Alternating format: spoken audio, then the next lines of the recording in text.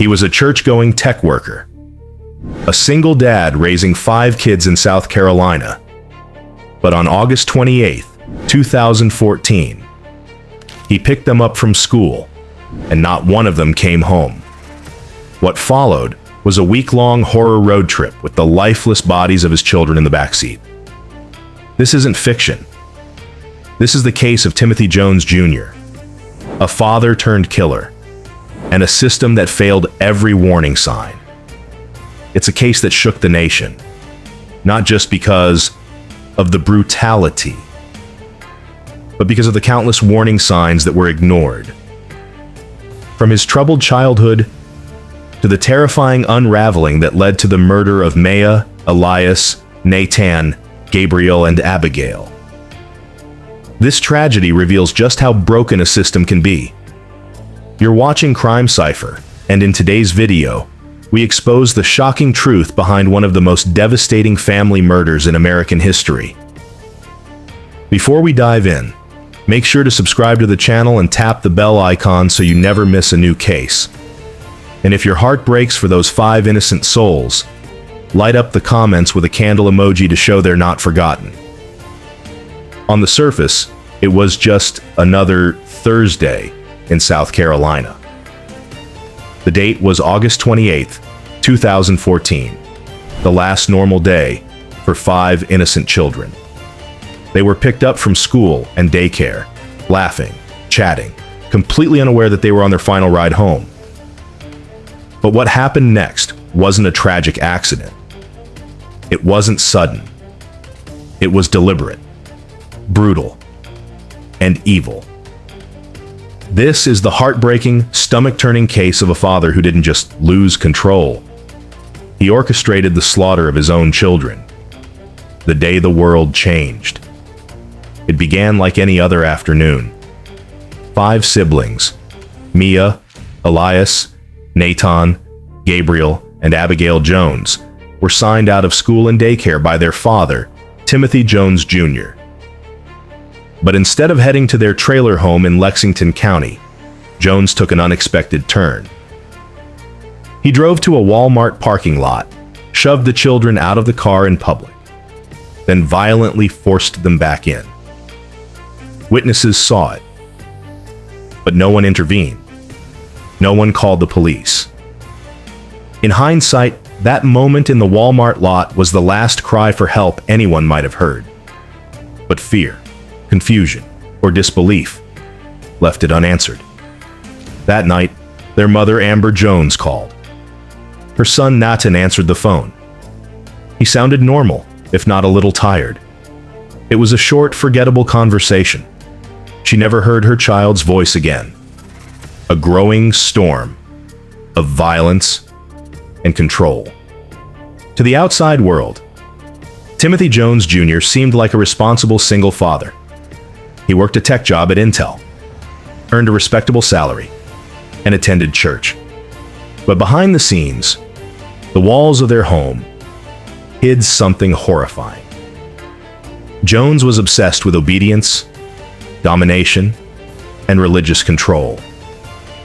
Amber later testified that he didn't see children as people, but as subjects to be ruled. He believed women should be silent, children practically invisible. They lived in a cramped trailer on a dirt road. No neighbors, no help. No one to see what was happening. The perfect place to hide the collapse of a man on the brink. The cracks were always there. Timothy Jones had a violent past. Arrested at 20 for drugs, theft, and forgery, he spent time in prison before trying to start over with Amber. They married in 2004 and had 5 kids in quick succession. But their relationship was built on trauma. As a child, Jones had been abandoned by his mentally ill mother. Raised in a broken home, he inherited the same dysfunction he once feared. Trauma doesn't disappear, it mutates. What Jones internalized as a child, he weaponized as an adult.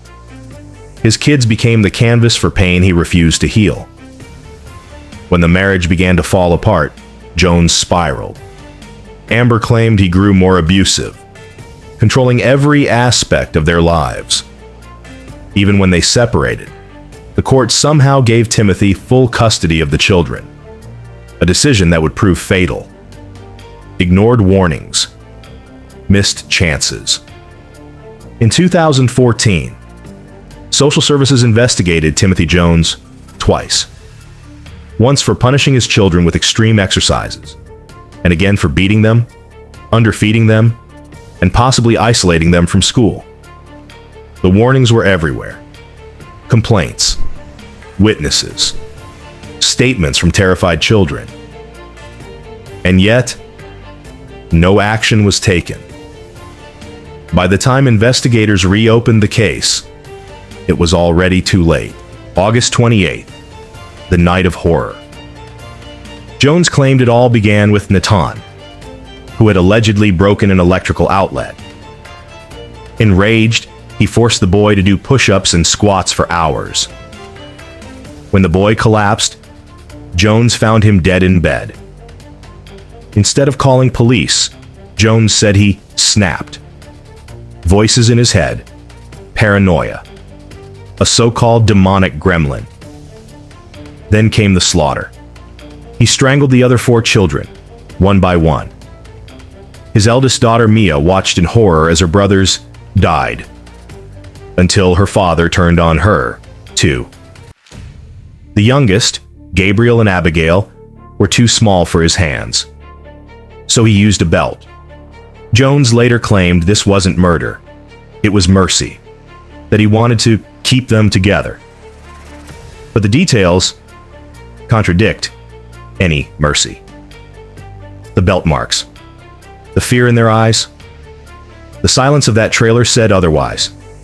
When it was over, 5 lifeless bodies were wrapped in black trash bags, stored in his car. For over a week, Jones drove around the southeast with their corpses rotting in the back seat. No Amber Alert was ever issued. The discovery. It wasn't until September 6th that a routine checkpoint in Mississippi changed everything. Jones appeared erratic.